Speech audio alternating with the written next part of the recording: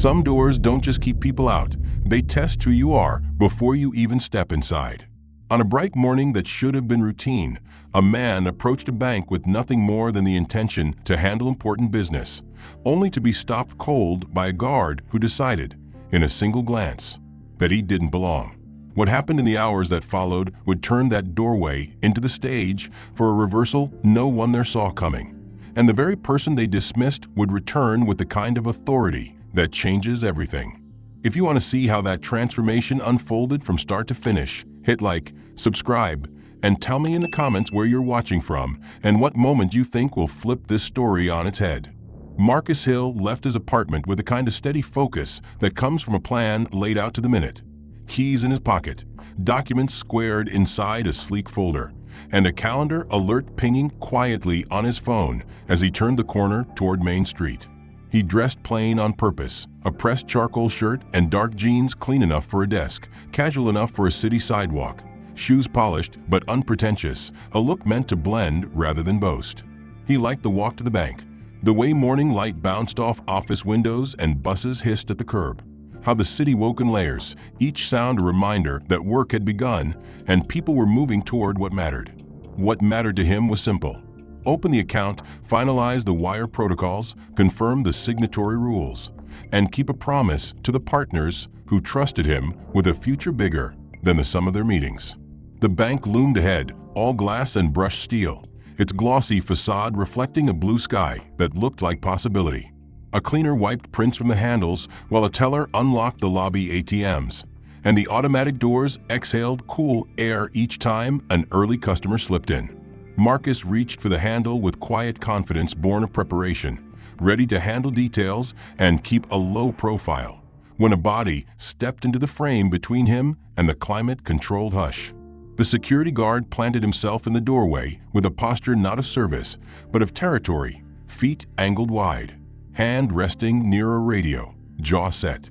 He did not greet, did not ask a question, did not even tilt his chin in acknowledgement. He merely occupied the space and let silence do the work. Marcus observed the small things because small things tend to reveal the larger story. The mirrored lenses that turned him into a vague shape instead of a person, the smirk that curled at the corner of the guard's mouth, the two taps of a finger against the glass where the sign read customers only. That gesture felt like a verdict disguised as information. It was not protocol, it was posture, and posture communicates faster than words. Marcus centered his shoulders, kept his voice level, and with measured calm said he had an appointment with the branch manager at 10 o'clock. The guard, whose badge read T. Jenkins, responded with a shrug that dismissed both the name and the time.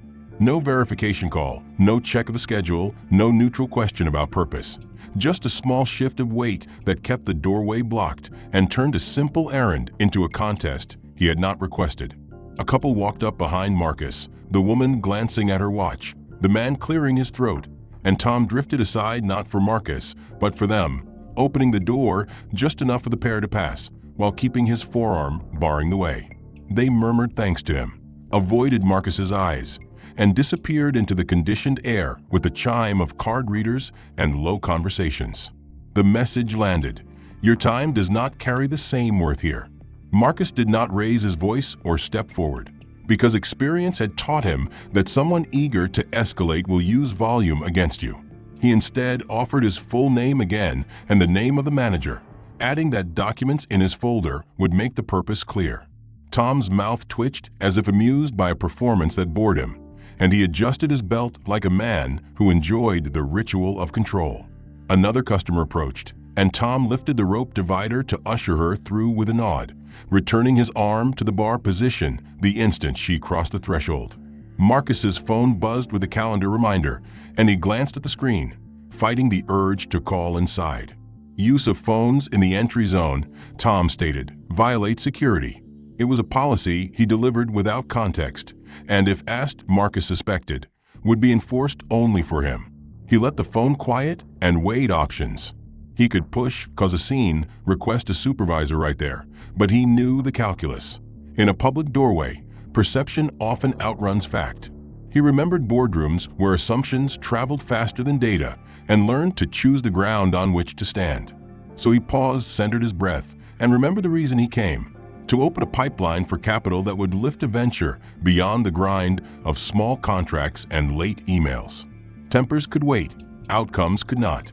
Tom cocked his head, as if at a curiosity that he did not plan to admit. His sunglasses reflected the street in a distorted panorama, turning faces into silhouettes and the bank into an abstract slab of light. In that warped mirror, Marcus did not see his own eyes, and that absence felt like the point. A junior guard inside the vestibule glanced out as if sensing friction, lifted a hand an inch in a tentative greeting, then looked past Tom with an apologetic half-smile.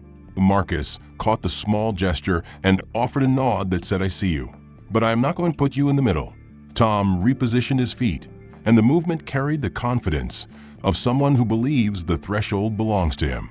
He tapped the sign again, a teacher correcting a student, and mumbled something about policy that did not match the printed guidelines on the adjacent poster. Policy, in moments like this, becomes whatever the person with the radio says it is. A delivery driver rolled a cart across the sidewalk. Two interns with iced coffees split around Marcus and stepped inside without friction. Their lanyards flashed, and the doors opened as if recognizing pedigree. Marcus clocked every detail, less as fuel for anger and more as a ledger for later. He did not need to win the moment. He needed to secure the record. His grip tightened on the folder in his hand, not in anxiety, but to keep the edge from bending, because he liked important papers to stay crisp. He took in the light at the top of the atrium, the way it fell in clean lines across the marble, the hush inside that signaled money in motion, and he tucked those details into memory, because stories are shaped by setting as much as by action. He tilted his chin slightly, met the opaque gaze of the lenses, and said again, with a steady cadence that made space for reason, that he was here for a scheduled meeting and would appreciate either entry or a call to the manager to confirm. Tom's smirk then sharpened into something like pleasure, a small victory recorded in the corners of his mouth. The shade of the tree gave him space to gather himself, to rehearse in his mind not only the facts, but the tone in which those facts would later be delivered. He had been underestimated before, but what gnawed at him now was not the inconvenience of being delayed. It was the quiet, smug belief radiating from Tom Jenkins that Marcus's presence at the bank was somehow a disruption to be filtered out. After a few minutes, Marcus circled back to the building, keeping his shoulders squared, expression neutral, and eyes fixed just past the guard rather than on him. The same mirrored lenses greeted him, and before he could open his mouth, Tom leaned slightly forward, the smirk forming as if on cue. "I told you," Tom said, voice dipped in theatrical patience. "We're not hiring janitors today." The words fell with calculated cruelty, loud enough for those nearby to hear, not so loud as to draw official complaint from the manager inside, a tone that carried plausible deniability if questioned. Marcus felt the heat of humiliation rise, not because the insult had any truth, but because it was designed to strip dignity in public view. He held Tom's gaze, not allowing the barb to sink into his expression, but inside he was noting every inflection, every pause, every scrap of body language. This was not the careless talk of someone having a bad morning. It was the precise application of prejudice disguised as casual banter. Behind him, footsteps approached, two women and a man, all white, chatting softly about a lunch meeting. Without hesitation, Tom stepped aside, straightened his posture into something almost professional, and swung the door open with a smile that seemed impossibly warm compared to the ice he had offered Marcus. "Good morning, folks," Tom said, his voice now dipped in cordiality. They thanked him with polite nods, barely glancing at Marcus, though one woman's eyes lingered for a moment, carrying that mixture of curiosity and judgment that comes when someone wonders what you did to deserve such treatment. The man with them glanced briefly over his shoulder at Marcus, lips pressing into a thin line, then turned away as the cool bank air swallowed them inside.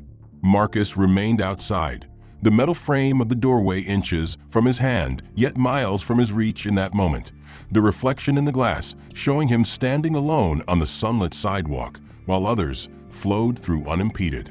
The sting of the guard's words wasn't just in the insult. It was in the effortless switch Tom made between hostility and hospitality, like flipping a switch based on nothing more than skin tone and assumption. Marcus took a slow breath, the kind that leveled his heartbeat, the kind that made space for thought when the instinct was to react. He knew better than to meet aggression with aggression in a public setting like this, especially with the stakes of his business appointment still in play. Instead, he took a step back, positioning himself where he could see both the door and the reflection in the glass, watching as Tom greeted another pair of customers with the same exaggerated politeness. Every sir and ma'am became a counterweight to the way he had been addressed minutes earlier. The contrast sharpening the picture of biased Marcus was assembling in his mind. He replayed the insult again, the tone, the volume, the deliberate timing, and realized that Tom was performing for his own sense of authority, an audience of one with collateral damage for anyone who didn't fit his template of worthiness. Marcus could have walked away again, postponed the appointment, and rescheduled in a way that bypassed the guard entirely. But something in him decided to remain within sight of the bank, to let Tom feel his presence, to make him aware that his tactics had not succeeded in erasing Marcus from the scene. A delivery driver arrived with a dolly stacked with boxes, and Tom held the door for him, making small talk about the weather. The driver chuckled, pushed through, and disappeared into the lobby. The guard's transformation from gatekeeper to gracious host happened so quickly and so often that it could almost seem normal to someone not paying attention. But Marcus was paying attention to everything. The insult, though delivered under the guise of a joke, had the weight of a judgment, one that told Marcus he did not belong on the inside unless it was in a service capacity. That assumption, Marcus knew, came not from anything he had said or done, but from a narrative Tom had written the moment he saw him approaching. A group of teenagers passed by on the sidewalk, glancing at Marcus and then at the guard, picking up on the tension in that narrow space between public and private property. One of them muttered something Marcus didn't catch, and they kept walking, the moment too small for them to care about, but large enough to add another layer to the feeling of being on display. Marcus glanced at his watch, noting that his appointment time had come and gone, but he also knew that missing the slot didn't matter as much as setting the stage for what came next. He had every intention of meeting the manager that day, but now the meeting would carry a different weight, a different opening story. He decided to move to the side of the entrance, where the shade of the building kept him cool and the glass still reflected his figure just enough for Tom to notice whenever he looked toward the sidewalk. Standing there, Marcus pulled out his phone, scrolling deliberately as if unconcerned, but his mind was on every detail of the last 10 minutes. He remembered the flicker of amusement in Tom's voice when delivering the janitor comment, the calculated way he had stepped aside for others, the shift in posture and tone depending on who approached. It was the kind of behavior that could be explained away with a dozen excuses, but in the moment it was unmistakable. The humiliation wasn't loud. It didn't need to be. Before you go any further, Tom began in a slow drawl. You're going to need to show me your ID, proof of appointment, and a business license, if you got one. Oh, and any correspondence from the manager you say you're here to see. The list was delivered with the precision of someone who had rehearsed it in his head, layering on requirements he knew most people wouldn't carry in their back pocket. Marcus studied his face, noting how the guard's tone wasn't official or professional. It was performative, dripping with the satisfaction of controlling who entered and who didn't. Inside the lobby, the manager had already turned away, still talking to another employee, oblivious to the exchange at the door. Marcus reached into his backpack, unzipping the main compartment to retrieve the neatly organized folder he had prepared that morning, pulling free a copy of the appointment confirmation printed from his email. "Here's my confirmation," Marcus said, keeping his voice level. But Tom didn't even glance at the paper. Instead, he held out his hand for Marcus's wallet. "Let's see the ID," he said flatly. "And while you're at it, any company card you've got. I want to make sure it's legit." Marcus handed over his driver's license, and Tom pinched it between his fingers like it might leave a stain. He squinted at it for longer than necessary, then handed it back without comment, as though the act of returning it was already a concession. Marcus began to produce his business card, sliding his wallet open, but before he could pass it over, Tom let out a short, derisive laugh. "Probably a fake card. Everyone in this neighborhood knows it." The insult hit with the kind of casual venom that comes from repetition, a line Tom had likely used before on others he decided didn't belong. It wasn't the kind of statement that invited rebuttal. It was meant to be a closing argument, an end to the conversation dressed as offhand commentary. Marcus froze for a second, letting the words settle, not because he believed them, but because he wanted to remember exactly how they sounded. The way the edges of Tom's mouth curled just enough to show he was enjoying himself. Marcus tucked his ID back into his wallet, the smooth snap of the leather closing louder in his ears than the murmur of the street behind him. "If you're done questioning my legitimacy," Marcus said evenly, "I'll proceed to my appointment." Tom leaned against the doorframe, shifting the weight of his body so that the movement created an even smaller gap for Marcus to pass through. "Not until I see every piece of paper I just listed," Tom said. "And I'll be the one deciding if it's good enough." His voice was quiet now, almost conspiratorial, as if the two of them were engaged in some game of wits. But Marcus knew the game was one-sided. Every delay was a small victory for the guard, a way to flex the thin power he had over a man he'd decided to block. Marcus looked past him into the lobby, catching the flash of the manager's suit disappearing into an office corridor. He could push forward, but that would create a scene, and he had no interest in being painted as the aggressor. Instead, he calmly removed the rest of the papers from his folder. Bank account proposals, letters of incorporation, and a printout of the project's financial overview, none of which Tom had the authority or expertise to evaluate. Tom flicked his eyes over the stack but didn't take a single sheet, as though the point wasn't to check them, but to force Marcus to expose them, to make him prove over and over that he was allowed in. "Looks like a lot of numbers for someone who just wandered up here," Tom said with a smirk. The words might have sounded ridiculous to anyone else, but Marcus knew what was beneath them. The presumption that a black man outside a bank with corporate documents must be out of place. Marcus kept his breathing steady.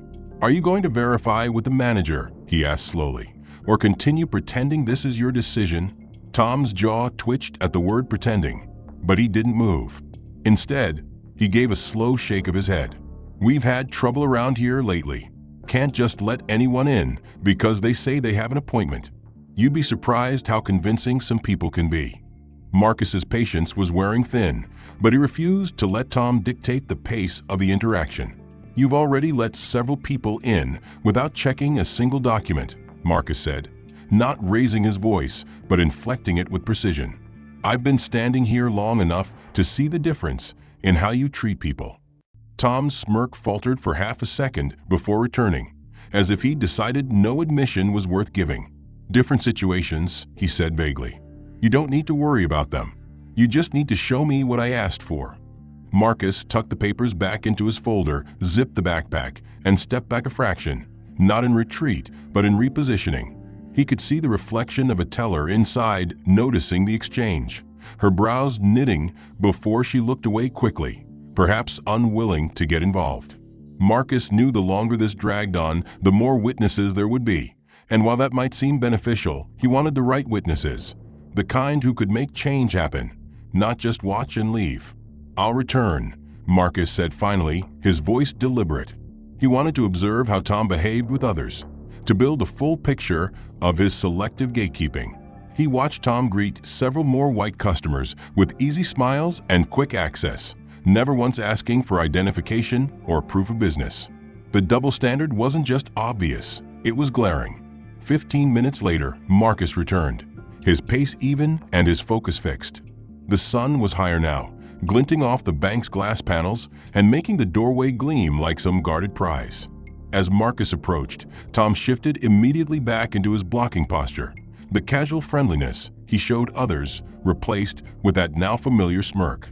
Before Marcus could speak, the lobby door swung open and a receptionist stepped out carrying a small stack of papers. She was headed toward the curb to meet a delivery driver, but Tom used her presence as an opportunity to perform his authority for an audience. Raising his voice just enough to carry into the lobby and across the sidewalk, he declared, "He keeps insisting on coming in like he owns the place." The sentence was coded in derision, each word a deliberate strike meant to chip away at Marcus's credibility in the eyes of anyone within earshot. The receptionist paused mid-step, her eyes flicking between the two men, her mouth opening slightly as if to respond, but then closing again, the weight of professional caution keeping her silent. The delivery driver, approaching with a dolly stacked high with boxes, caught the comment and let out a low chuckle, glancing at Marcus as though to size up the supposed pretender. Marcus stood still, refusing to rise to the bait, but his jaw tightened and his grip on the strap of his backpack shifted. He knew exactly what Tom was doing, turning the interaction into a public spectacle where the guard's word would set the tone for how bystanders interpreted the scene. The harm was not in the truth of the statement, it was in its framing, a seed planted for others to perceive Marcus as an intruder or a fraud. Inside the bank, a couple of customers waiting in line turned their heads toward the glass, curious about the man at the door who apparently thought he owned the place. One of them smirked. Another leaned toward their companion to whisper something, prompting a shared laugh. The sound carried faintly through the doorway, not loud enough to make out the words, but clear enough to convey the tone. A teenager walking by pulled out his phone, tilting it in that casual way that meant the camera was recording. His friend joined in, both of them clearly entertained by the prospect of capturing a confrontation they could post online. The guard's body language shifted subtly now, angling himself so that Marcus was framed in the doorway from the street view, his own stance authoritative and still, like a cop in a reality TV clip. Marcus could see exactly how this looked to those holding phones, a security guard protecting the bank from someone trying to push their way in. It was a dangerous misrepresentation, the kind that could spiral if a single wrong gesture were made. The urge to defend himself publicly tugged at him, but he knew that in the currency of perception, the first loud voice often shapes the narrative, and any attempt to correct Tom in front of this audience could be twisted into confirmation of the falsehood.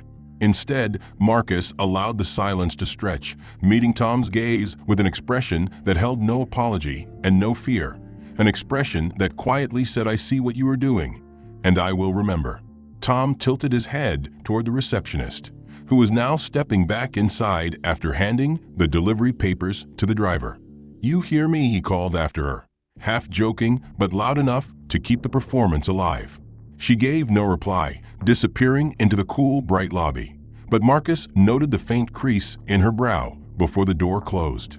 The driver pushed his dolly through the gap Tom provided without resistance, glancing once more at Marcus as though trying to decode him.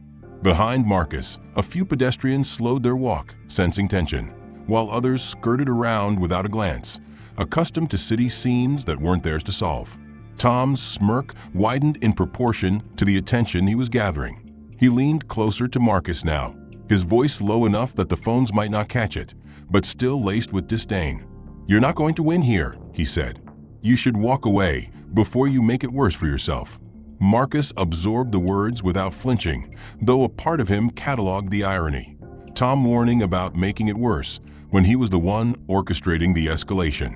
Marcus shifted his weight, keeping his hands visible and his posture open, a silent counter-narrative for anyone filming. He wanted the footage to show not an aggressor, but a man standing his ground against an unwarranted blockade. A few more customers exited the bank, brushing past without incident, their eyes darting briefly to Marcus, but their expressions neutral. The phones lowered after a minute, the teens growing bored when no shouting match erupted, and they moved on.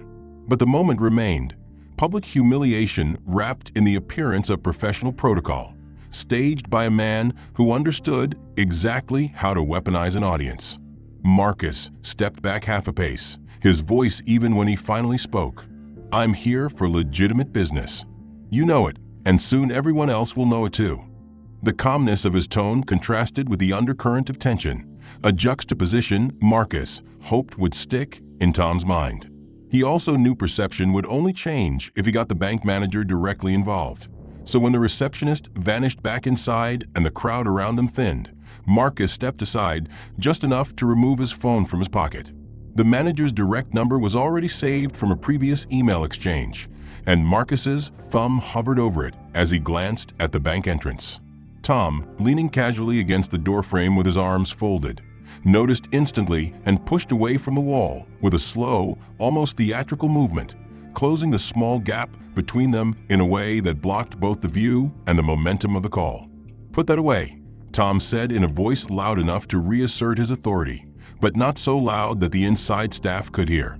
"You can't be using your phone here. Security policy." The words carried the practiced ease of someone who expected them to be accepted without question, but Marcus recognized them for what they were: another invented rule, selectively enforced. He had seen 3 different customers exit the bank in the last 20 minutes while chatting freely on their phones, one of them even pausing right in the doorway to finish a sentence before stepping aside. None of them had been challenged. Marcus kept his voice even. "I'm calling the manager to come verify my appointment." Tom shook his head slowly, as if declining a foolish request from a stubborn child. "If you had an appointment worth keeping, you'd already be inside," he said, his tone now carrying a trace of amusement. "This is private property. You're on our threshold. No phones allowed in this area, especially when there's sensitive business going on inside." His eyes flicked toward the glass, though Marcus knew the statement was meant to sound official rather than to reflect any actual policy. Marcus debated whether to press the point. He could have challenged the inconsistency, demanded to see the written rule, even pulled up the bank's own posted guidelines on his phone. But the part of him that valued strategic patience reminded him that each denial, each baseless restriction, was fuel for the confrontation to come. He slid the phone back into his pocket with deliberate slowness, locking eyes with Tom in a way that made clear this was not compliance born of agreement. "You really don't want to do this the easy way," Marcus said quietly. Tom smirked and leaned in slightly, lowering his voice as though they were co-conspirators. "I'm doing you a favor, man," he said, using the term with a casual familiarity that grated against the formal setting. "Why don't you try another bank? There's one just 3 blocks over. Friendlier place, might be more your kind of scene." The suggestion was laced with the kind of faux helpfulness that disguised insult as guidance, a dismissal dressed up as an option. Marcus understood the tactic perfectly. It was an attempt to reroute him entirely, to push him out of this environment under the pretense of offering an alternative. It was, in its own way, the most cutting form of rejection, not a flat denial, but an insinuation that his business, his money, his presence were better suited elsewhere. "My kind of scene," Marcus repeated under his breath, the phrase landing with the weight of centuries of coded exclusion. He gave Tom no satisfaction by reacting outwardly. Instead, he adjusted the strap of his backpack and took half a step toward the door, testing whether the guard would hold his ground. Tom shifted to block him again, this time more overtly, his broad frame filling the space and his stance wide enough that any attempt to pass would look like a physical challenge. "Don't make this harder than it needs to be," Tom said. "It's nothing personal. I just have to look out for the place." Marcus let out a short, quiet laugh that carried no humor. "Everything about this is personal," he said, his voice controlled, almost measured for recording, though he knew no official recording was being made. Tom's smirk deepened, and he nodded toward the street. "You'll thank me later. Go on. That other bank might even offer you a better deal." Marcus took another small step back, giving the appearance of conceding the point, though internally he was only resetting the scene. He wanted Tom confident in his control of the doorway, certain that he had redirected a problem out of his space. That was why he waited. After another 10 minutes, Marcus stepped out from his vantage point and approached the bank again, the building's mirrored glass reflecting the late morning light and Tom's posture still planted firmly in the doorway. As Marcus drew closer, another uniformed guard, younger and leaner, emerged from inside carrying a clipboard. His name tag read K. Harris, and his expression was calm but curious as he glanced between Marcus and Tom. Harris stopped just short of the door and asked, "What's going on here? Why hasn't he been let in?" His tone wasn't confrontational, but it carried enough authority to imply that the situation required an explanation. Tom, without turning fully toward Harris, gave a dismissive wave of his hand, as though brushing away a fly. "I know exactly what I'm doing," he said, his voice laced with a smug certainty of someone who believes his judgment is beyond question. He didn't bother to address Marcus directly, didn't acknowledge Harris's legitimate question, and certainly didn't entertain the possibility that his behavior might be out of line. Marcus noticed the way Harris's eyebrows twitched upward at the comment, a flicker of doubt flashing across his face before he glanced at Marcus, as if to say, "This isn't how it's supposed to work." But Harris didn't press the issue, perhaps unwilling to challenge a senior guard in front of a member of the public, and retreated inside after jotting something on his clipboard. Tom's eyes tracked him for a second before swinging back to Marcus, his smirk now accompanied by a tilt of his head toward the interior of the bank.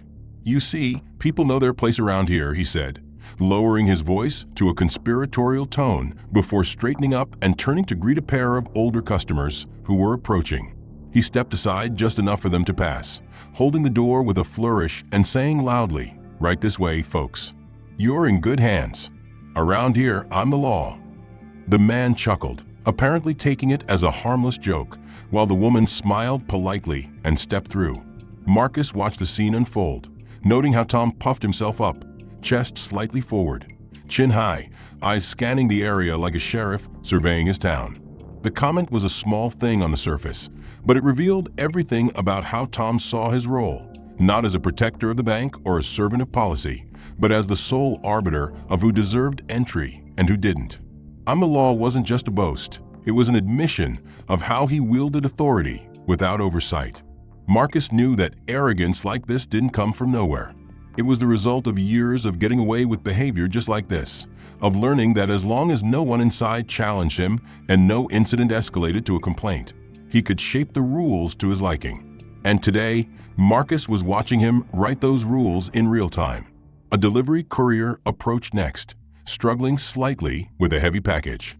Tom opened the door with a generous smile, even offering to hold the package while the courier signed his clipboard.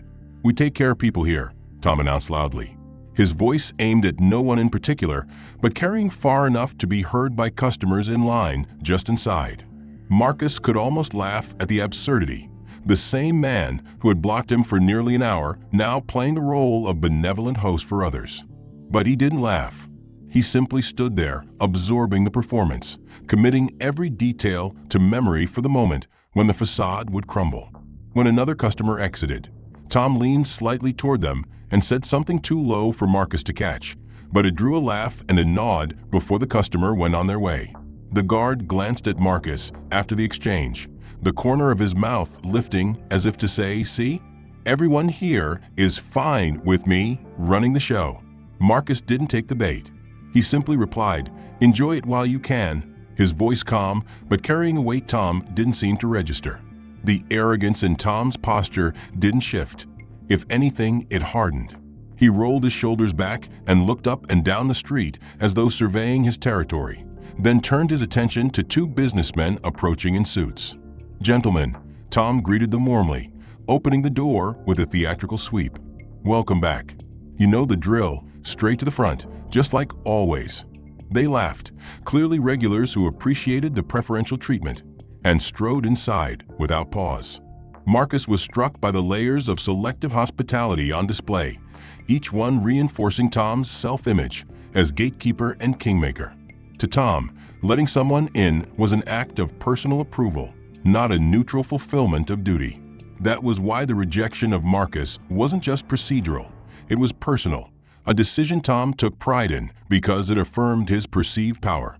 As the minutes ticked by, Marcus noticed Harris reappear in the lobby, glancing toward the door again but saying nothing. His hesitation spoke volumes.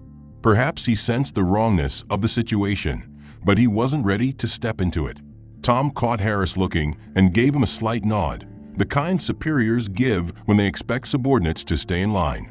He adjusted the strap of his backpack, making the motion slow and deliberate, his eyes never leaving Tom's face.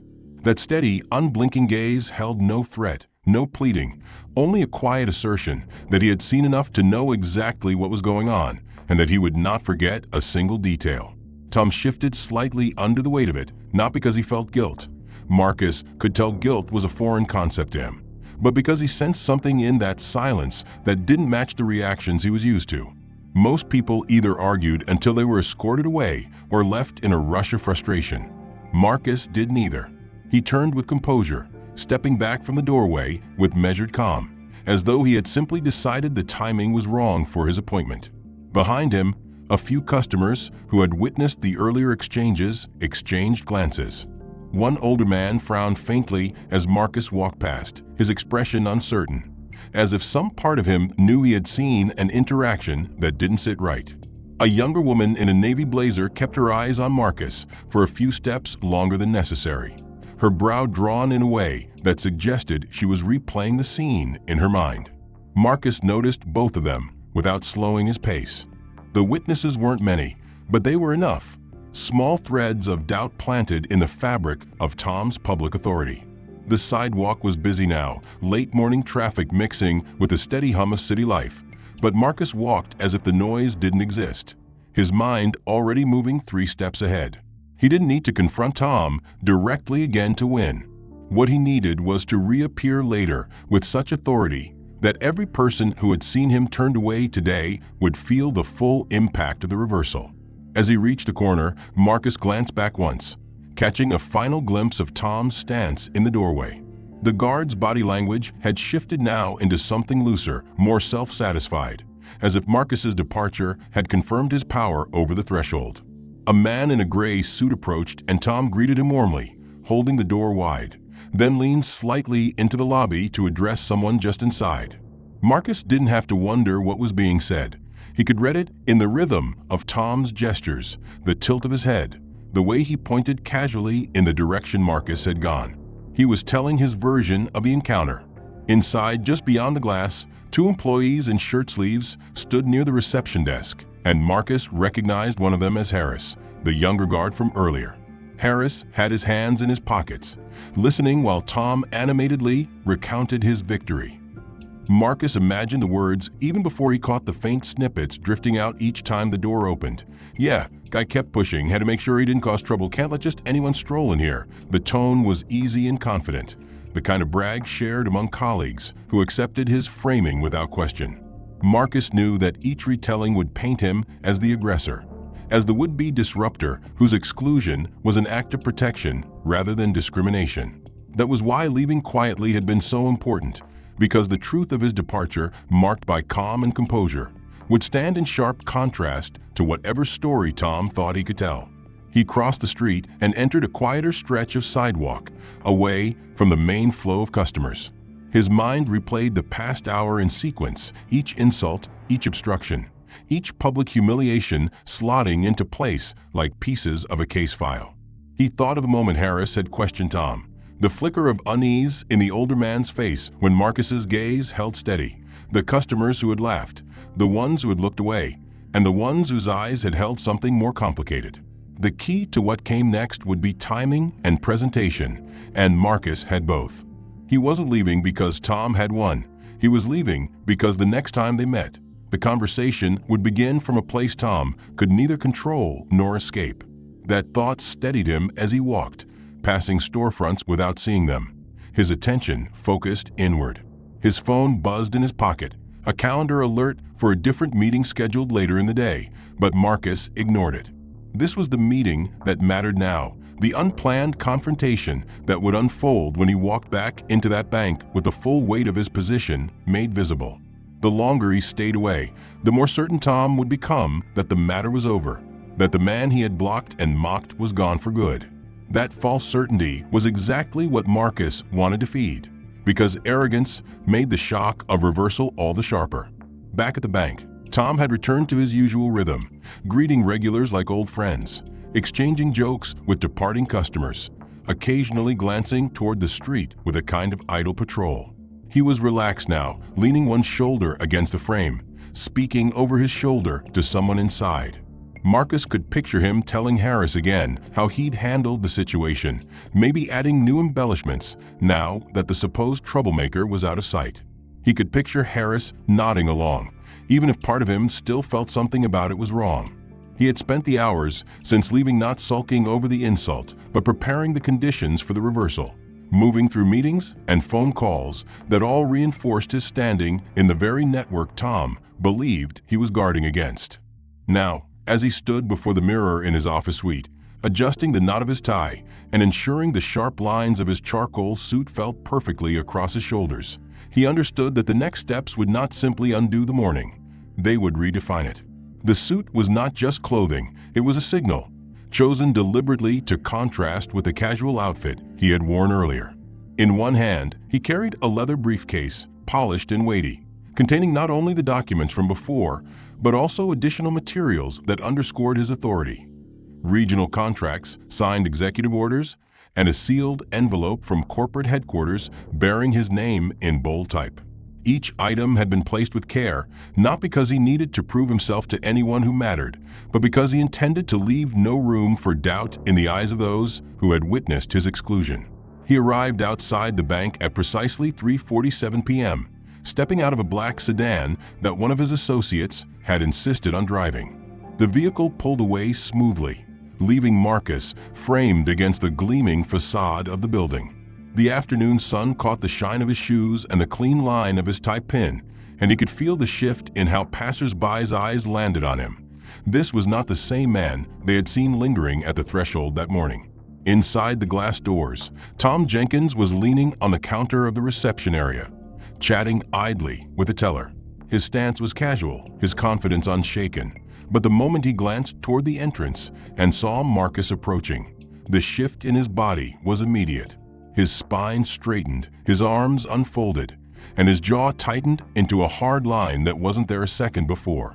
Marcus could almost read his thoughts, surprise first, then irritation, then the rapid calculation of how to reassert control before the situation got away from him.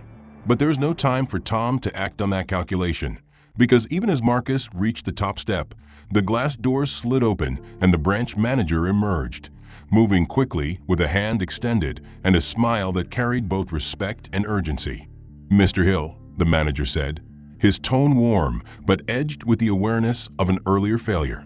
"I'm so glad you're here. I wish I'd been told you arrived this morning." The handshake was firm, held just long enough to communicate sincerity, and the words carried easily enough for Tom to hear.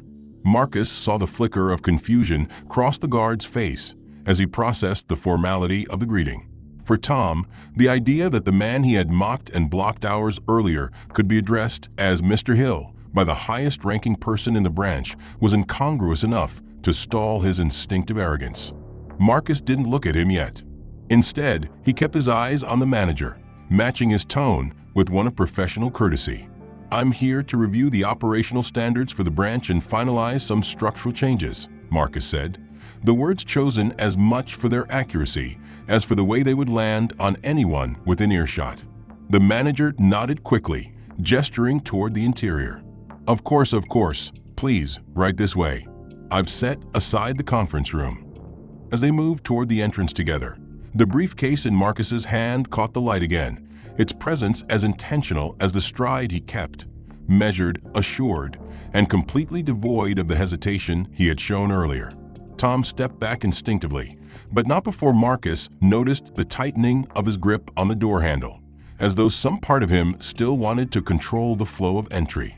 The manager, oblivious to the silent exchange, opened the door wider than necessary, standing aside with the deference reserved for someone whose approval mattered. Customers near the entrance glanced up, curiosity sparking as they recognized Marcus from the morning.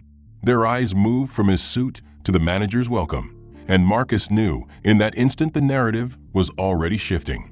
The younger guard, Harris, was stationed just inside the lobby now, and his eyes widened when he saw Marcus. It was a quick reaction, but the kind that spoke of recognition, not just of the man himself, but of the implications of his return in this form. Harris's gaze flicked to Tom, and Marcus could see the unspoken question there. "Did you know who you were talking to?" Tom avoided meeting Harris's eyes, his jaw working as if grinding through the morning's events now in a new light.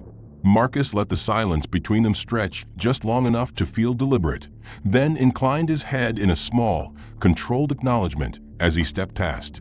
The conference room door was already open, and as Marcus crossed the threshold, he could sense the subtle buzz of interest in the air behind him. Conversations had quieted near the lobby. The flow of chatter from the teller stations had dipped, replaced by the soft undercurrent of people trying to piece together what they were seeing. The man who had been blocked from entry, publicly dismissed, and told to try another bank was now walking into a closed-door meeting with the branch manager, his presence treated not as a disruption, but as a priority. Marcus placed the briefcase on the conference table, unclasped it with a steady click, and began laying out the documents as the manager spoke about recent performance metrics and regional goals. He listened, but his mind remained partly on the lobby outside, where he knew Tom was standing within sight of the conference room's glass panel. That was intentional. Marcus had chosen a seat with a clear line of sight to the door so the guard could see him at work, see the manager taking notes as Marcus spoke, see the body language of deference reversed. He could see through the glass panel that the lobby activity had slowed. Customers were casting discreet glances toward the meeting room, and at the edge of the frame, Tom was still in his post, his body angled toward the door like a man trying to listen without appearing to. Marcus let the moment breathe, knowing timing was as much a weapon as words, then leaned back slightly and spoke with the calm authority of someone who belonged at the head of this table. "I suppose we should start with introductions," he said evenly, though his gaze never left the manager's eyes. "My name is Marcus Hill, and as of last week, I was appointed regional manager for this sector, this branch included." The words landed with the measured precision of a gavel strike, and Marcus watched as the manager's eyes widened just slightly before his expression shifted into something more formal, almost guarded. It wasn't surprise at Marcus's credentials. The manager clearly already knew who he was dealing with now. It was the awareness of what that meant for the morning's events. "Of course," the manager replied, his tone warm but edged with something else now, something that hinted at the mental math of connecting this man's position to what his own employees might have done earlier. Marcus continued, his voice even but carrying enough weight to fill the space. "I oversee every operational and staffing matter for all branches in this region. My role is to ensure that our standards are met, not just in transactions or account management, but in the way we treat our clients, our partners, and anyone who walks through those doors." He didn't need to raise his voice. The emphasis in his words was enough to make them feel like a slow tightening around the truth that was about to close in on the lobby. Through the glass, Marcus could see Tom shift his weight, his stance a little less casual now, his jaw tighter, his eyes flicking toward Harris, as if looking for a read on what was happening. Marcus kept speaking, his tone still professional, but carrying an undercurrent that could not be mistaken for anything but deliberate intent. "This morning, before you came out to meet me, there was an incident. I arrived for this meeting dressed differently, without the briefcase or the suit, but with the same appointment. I was stopped at the door by your head of security, questioned unnecessarily, subjected to fabricated policies, and spoken to in a manner that does not align with this company's stated values." He paused just long enough for the words to sink in, then leaned forward slightly, resting his forearms on the table. "I don't intend to let that pass without addressing it."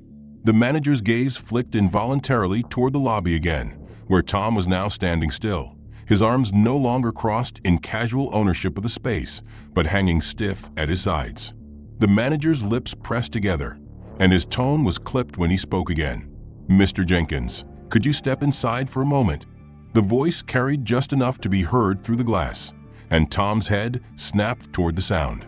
He hesitated for a fraction of a second, clearly weighing whether to pretend he hadn't heard, but Harris glanced at him, and the hesitation ended. Marcus sat back slightly in his chair, not to retreat, but to take the position of someone who holds a floor entirely and has no need to rush. Tom remained standing at the end of the table, his hands clasped loosely in front of him, as though he still wanted to project control, but couldn't quite find the posture that matched the reality of the moment.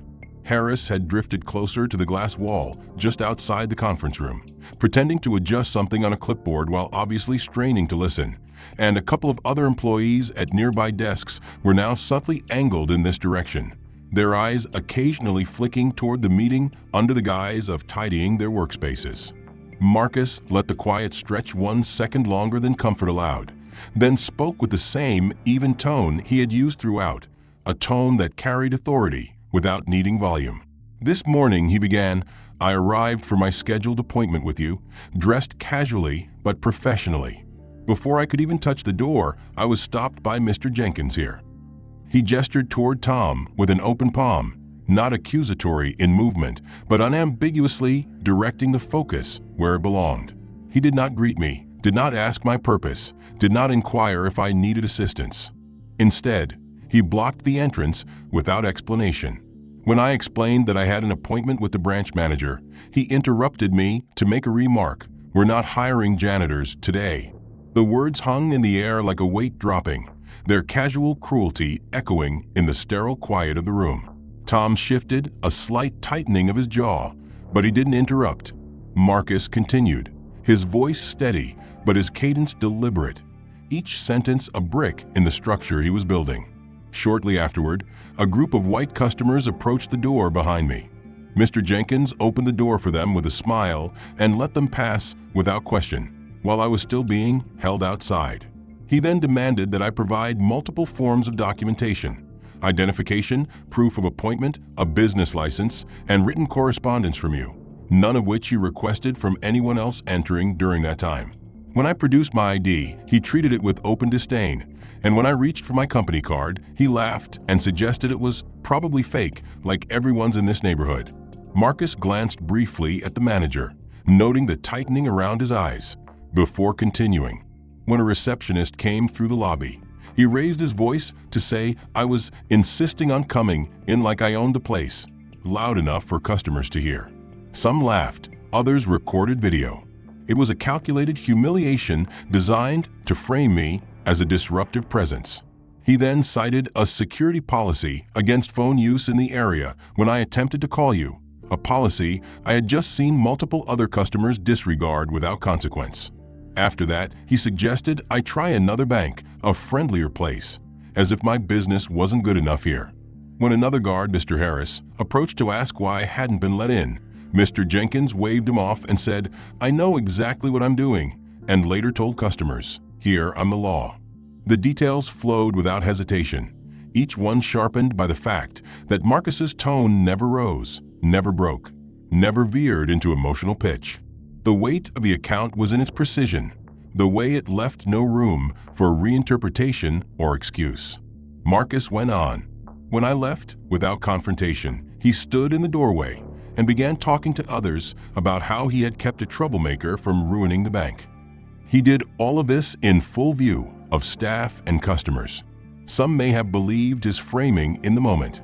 Others, Marcus let his eyes drift briefly toward Harris outside the glass, knew they were watching something that did not align with our standards. I am here now not just to review operational practices, but to make it clear that this behavior is unacceptable anywhere in my region, especially at the threshold where customers form their first impression of our institution. Tom's shoulders tightened, and his lips parted as if to speak, but the manager raised a hand without looking at him. "Not yet," the manager said sharply. The authority in that interruption pulled Tom's mouth shut again. Marcus let the pause after his statement breathe, scanning the faces visible through the glass. He saw Harris's eyes drop to the clipboard in his hands, then lift again briefly in acknowledgement. Another teller at a nearby station kept her eyes down, her fingers moving papers that clearly didn't require movement. One older employee in a back office, partially visible through another pane of glass, had turned his chair just enough to be able to listen without being obvious. They all knew what they had just heard was true, and some of them knew from first-hand observation. A few lowered their heads slightly, not in open solidarity with Marcus, but in the subtle way people do when they've just seen something they can't defend but won't publicly challenge. At least not yet. Marcus leaned back slightly, the motion signaling that his recounting was complete, but his eyes stayed on Tom. There was no triumph in his gaze, no trace of gloating. Only the unblinking steadiness of someone who had endured an insult, remembered every detail, and brought it forward in the exact forum where it could not be ignored.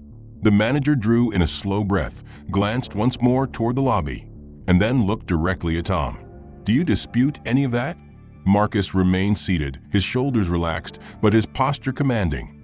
the kind of stillness that didn't signal passivity, but rather the deliberate composure of someone who knows that the next words they speak will set the tone for everything that follows. The branch manager's eyes stayed on Tom, sharp and unsympathetic now, and Harris, still lingering just outside the glass, had shifted his stance so he was angled slightly closer, his clipboard forgotten in one hand.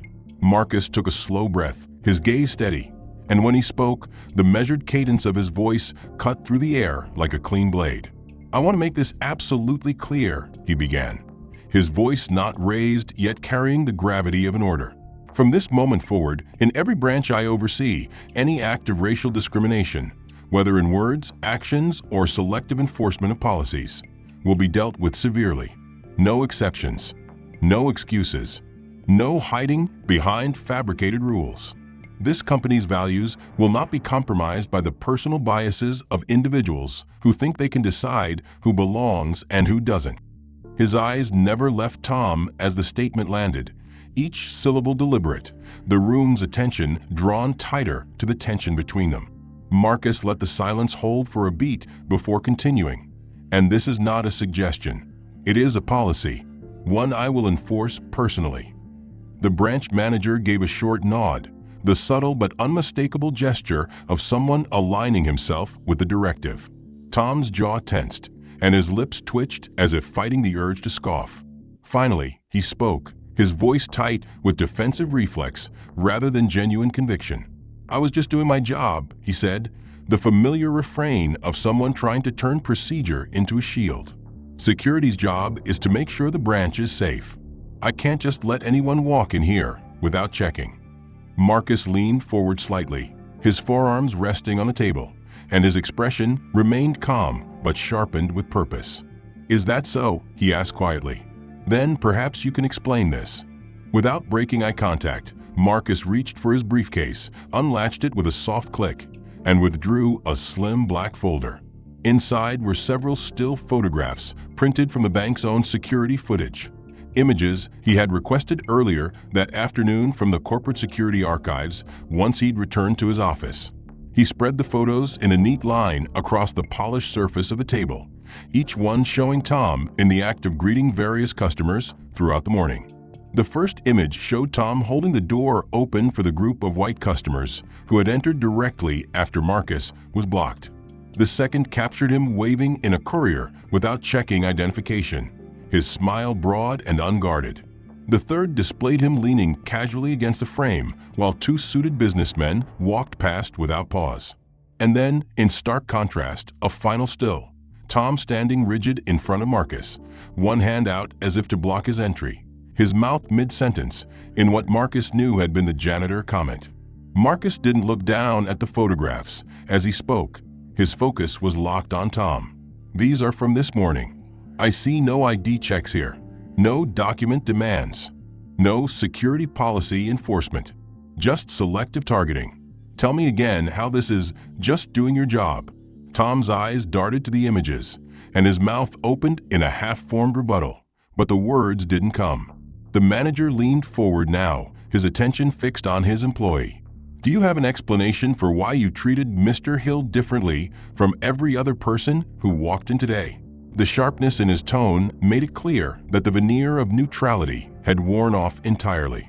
Tom's shoulders rose and fell in a shallow breath, his eyes flicking from the photographs to Marcus to the glass wall behind them, where Harris and two other staff members were now clearly watching. The room's silence was no longer just about listening.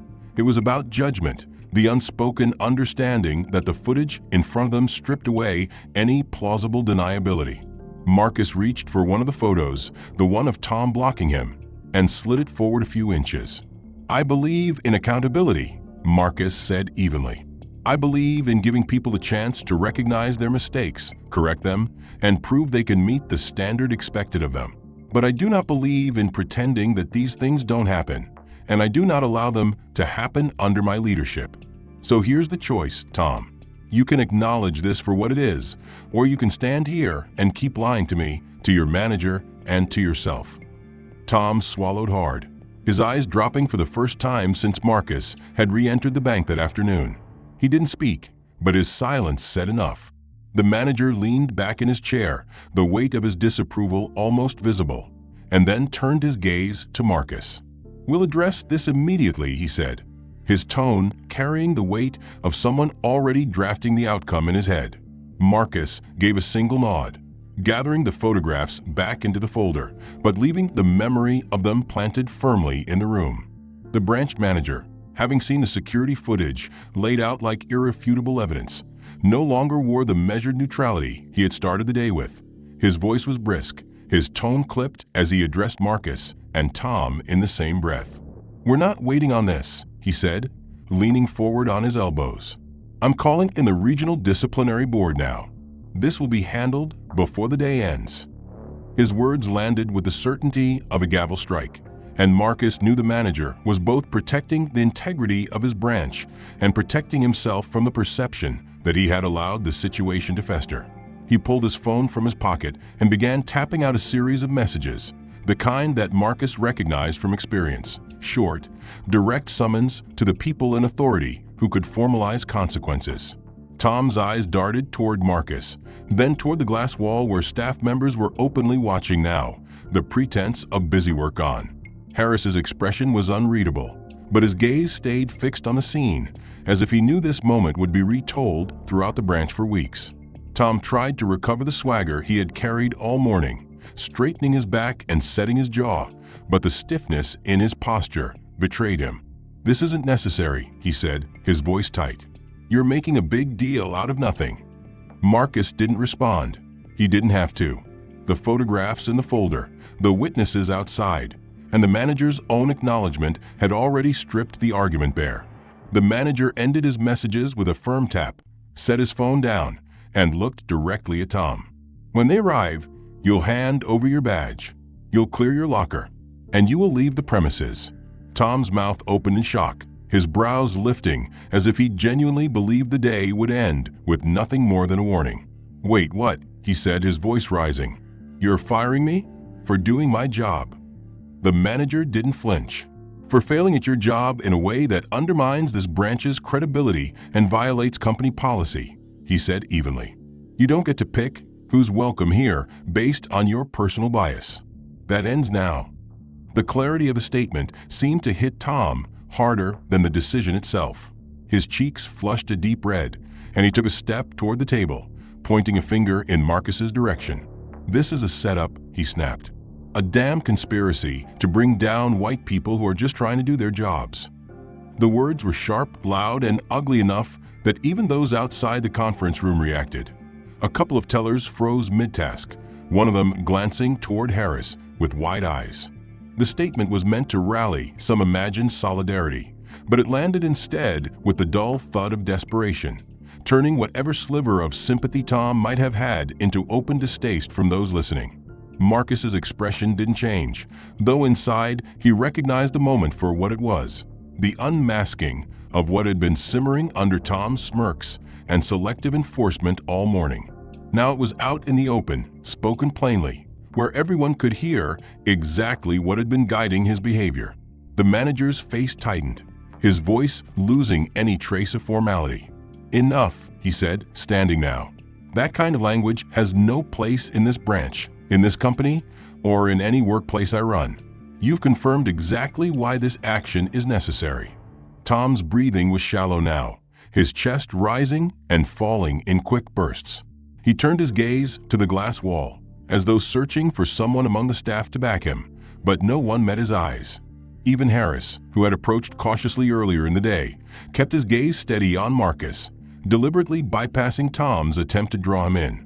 The tension in the room deepened as the sound of footsteps echoed down the hall, a trio from the disciplinary board arriving in dark suits, their expressions already businesslike. One of them, a woman with a tablet in hand, stepped into the room and addressed the manager first, then Marcus with a polite nod, before turning to Tom. "Mr. Jenkins, you've been called to appear for an immediate review," she said, her tone as neutral as a legal statement. "Your employment status is suspended as of this moment pending final determination.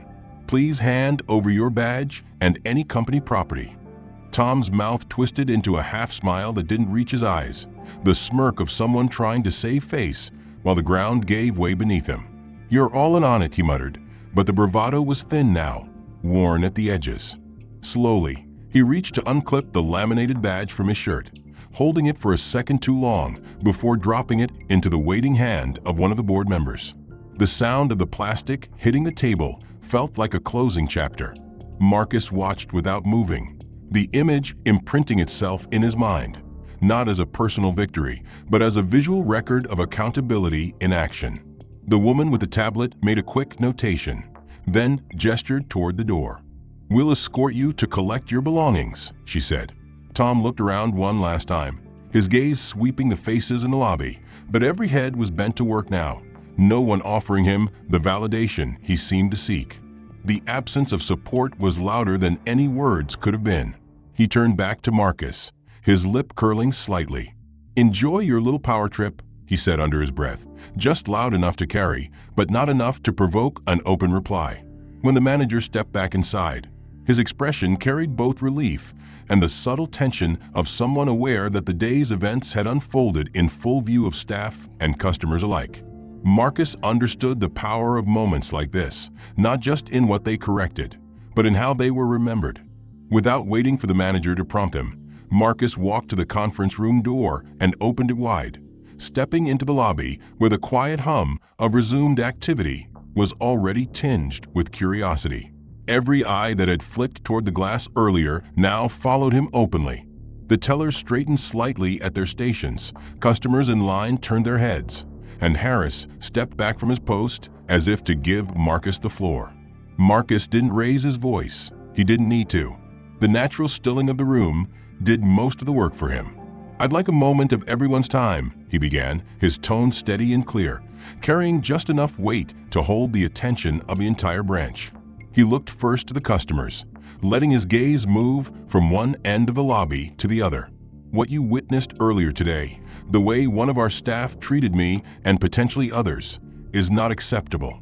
It does not reflect our values, our policies, or the standard of respect every person should receive when they walk through these doors. I apologize to those who saw it happen and to anyone who has ever experienced similar treatment here."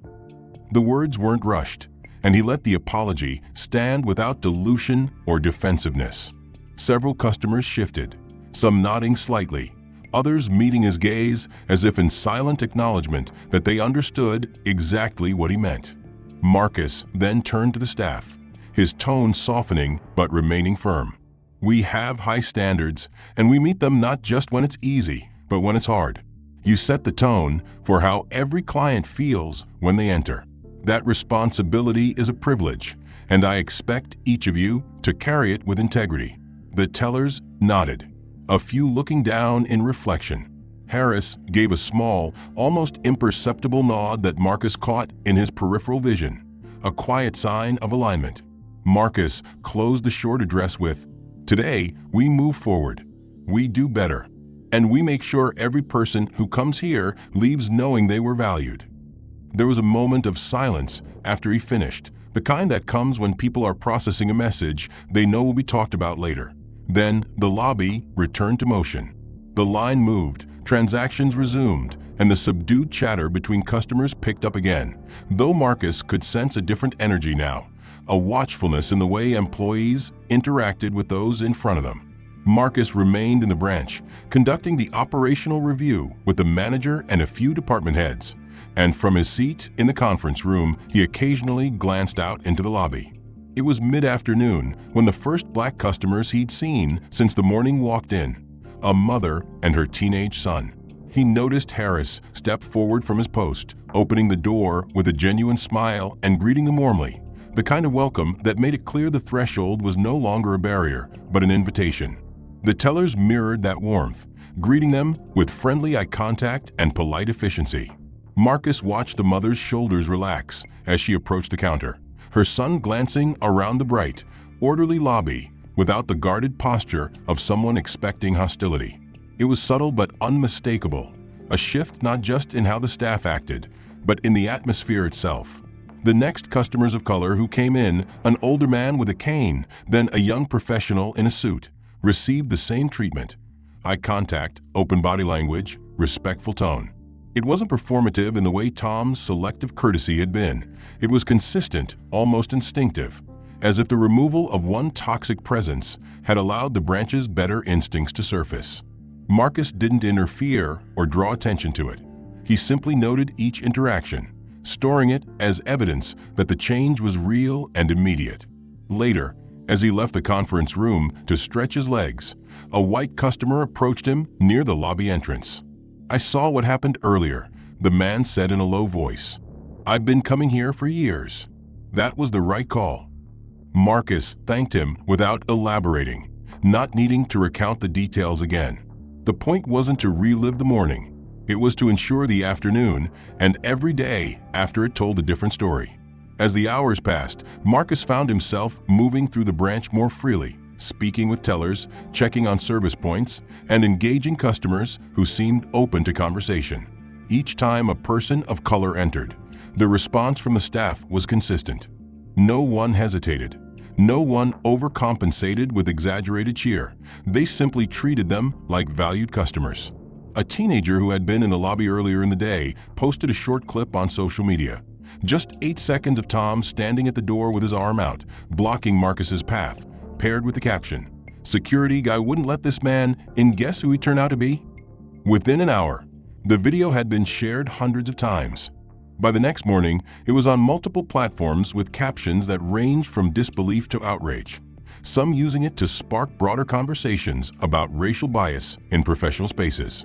Several customers who had been present filled in the context in the comments, describing Tom's mocking remarks, his selective enforcement of rules, and the visible change in the branch once Marcus revealed his role. A local community advocacy group picked up the story and posted their own account, framing it as a textbook example of why positions of authority must be held to standards of accountability. Marcus wasn't tagged directly in the first wave of posts, but by midday the second day, someone had recognized him and connected him to his role as regional manager, which only made the story gain more traction. Headlines on local news sites began to appear: "Bank guard blocks regional manager in racially charged incident," and "Security bias exposed in broad daylight."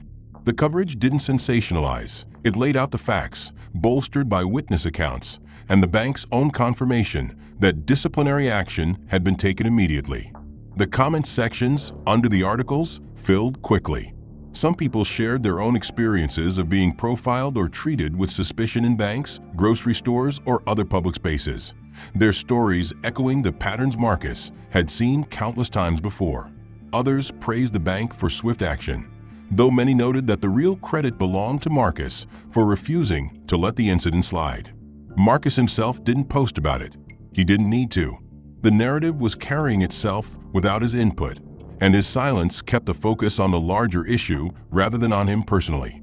Still, the bank's corporate communications team released a statement, approved by Marcus, reaffirming its commitment to equitable treatment of all customers and outlining new training initiatives for security and frontline staff.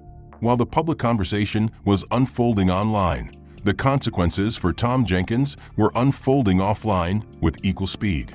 Once his suspension was finalized as termination, the bank filed the required incident report with the state's Private Security Licensing Board. The disciplinary board's written findings, which detailed the violation of company policy and the evidence of discriminatory behavior, were attached. In the security industry, a record like that didn't just make it harder to get hired. It marked the end of most career options in the field. Within a week, Tom's name was officially added to the industry's internal blacklist, a database circulated among firms and agencies that contracted private guards. It wasn't public, but it was decisive. No reputable security company would touch his file now, not with those incident notes attached. Marcus heard about it from a contact in corporate security who sent him a brief email. "FYI, Jenkins flagged. Won't work in this state again." He didn't forward it, didn't celebrate it, but he kept it as part of the record. Tom's fall from the position he had used so arrogantly was swift, but Marcus knew the broader importance wasn't in his personal downfall. It was in the deterrent effect it created.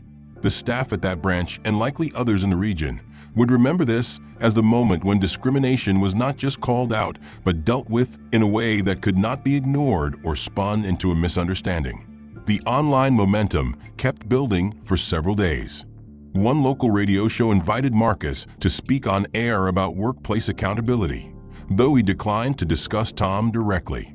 Instead, he talked about systems, how authority at points of access, like a bank's entrance, had to be matched with responsibility, and how biases, left unchecked, eroded trust not only in individuals but in institutions. The clip of that interview was shared almost as widely as the original video, with listeners praising his calm, measured approach. Meanwhile, inside the bank, the changes Marcus had initiated began to take root. The branch manager implemented weekly customer service reviews, incorporating feedback directly from clients.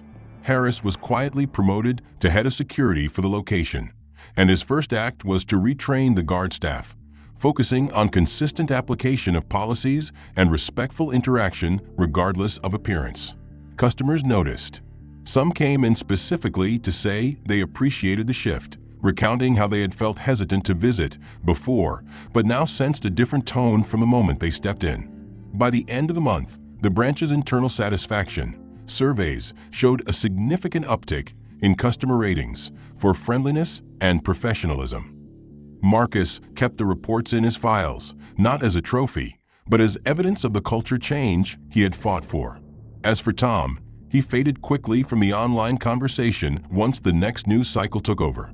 But in the professional world he had inhabited, his name was a cautionary tale. A contact from another bank mentioned overhearing a conversation at a security firm where Tom's case was brought up during training as an example of what not to do when interacting with customers. Marcus didn't take satisfaction in his permanent exclusion from the field, but he did take satisfaction in knowing the lesson would echo beyond one man's career. The incident, captured in a few seconds of shaky phone footage, had become part of a larger conversation that Marcus had spent his professional life trying to push forward. The producer's voice on the line was polite but direct. She explained that the anchor wanted to do a segment not just about what happened to Marcus, but about what it revealed in a larger context, and more importantly, about the solutions. Marcus had been careful with his public engagements so far, deliberately keeping the focus on systemic change rather than personal retribution. But he knew the platform was an opportunity to push that message further. On the day of the interview, he walked into the brightly lit studio with the same quiet confidence he had carried into the bank the afternoon of his return. The anchor greeted him warmly, her questions prepared but her tone open, giving Marcus the space to speak in his own cadence. The cameras rolled, and when she asked what he wanted viewers to take away from the incident, Marcus didn't reference Tom by name. Instead, he leaned into the lens of leadership. "Authority is not a trophy," he said, his voice measured, his gaze steady. "It's a responsibility. When you're given the power to decide who enters a space, who receives a service, or who is made to feel welcome, you carry more than a job description. You carry the trust of the institution you represent. If you use that power to enforce personal bias, you're not protecting the place you work for. You're eroding its integrity." He went on to speak about the quiet harm of selective enforcement, the kind that can be justified away in the moment, but leaves deep, lasting impressions on those subjected to it. "The most dangerous discrimination," he said, "is the kind that hides behind the language of policy, because then it becomes harder to call out, harder to prove, and easier to repeat. That's why accountability must be clear, immediate, and consistent." The anchor nodded, giving him space to continue, and Marcus spoke about the changes implemented at the branch, the public apology, the training, the leadership shift in security. He mentioned how quickly the staff had adapted when they saw that the standard would be enforced, and how customers, especially those who had once felt hesitant, now walked in without hesitation. "The goal," Marcus said, "is not just to remove one person from one position. It's to change the conditions so that the same behavior can't take root again." The interview ended with the anchor thanking him for his candor and his work, and as the cameras cut, the producer whispered that messages were already coming in from viewers, sharing their own experiences and calling for similar accountability in other industries. Marcus left the studio knowing the conversation would continue long after the segment aired. That evening, back in his regional office, He reviewed the final draft of the appointment papers for the new security team at the branch. Harris's promotion to head of security was already official, but these documents named the additional guards who would staff the location. Individuals selected not only for their credentials, but for their track records of fairness and professionalism. The vetting process had been thorough, involving interviews that tested not just procedural knowledge, but real-world scenarios about treating customers with equal respect under pressure. Marcus read each name carefully, his pen poised over the signature line. He thought about the doorway where he had been stopped, the smirk on Tom's face, the false rules, the public stagecraft meant to belittle him. He thought about the customers who had watched, some laughing, some recording, and the few who had looked uneasy without saying a word. And then he thought about the mother and son who had walked in later that day, greeted without hesitation, and the older man with the cane who had been met with a smile instead of suspicion. That, he realized, was the real arc of the story. Not the fall of one man who misused his position, but the rise of a standard that would outlast the headlines. He signed the papers in smooth, deliberate strokes, the ink drying quickly on the crisp page. As he closed the folder, he felt the quiet satisfaction of knowing that the branch's front line was now in the hands of people who understood the weight of their role. They would guard the door, yes, but they would also guard the dignity of every person who crossed the threshold. When he left the office that night, the city was settling into the calm of early evening.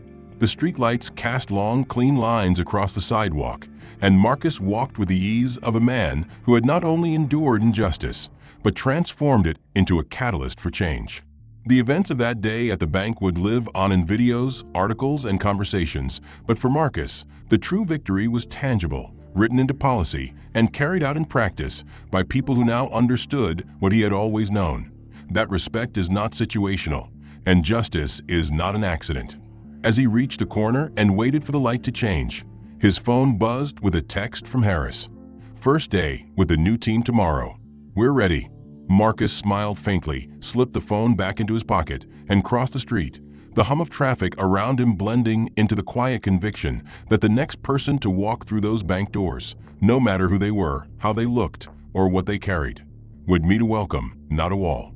The end. If you followed this story all the way to the end, I'd like to hear your thoughts. Did the way things unfolded surprise you? Which moment stood out the most? The morning confrontation, the reveal in the conference room, or the final change at the bank's entrance?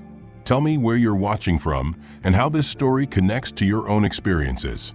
If you want more stories that peel back the layers on power, prejudice, and justice, make sure you subscribe so you don't miss what comes next. And hit that like button to help share this one with more people who care about these issues.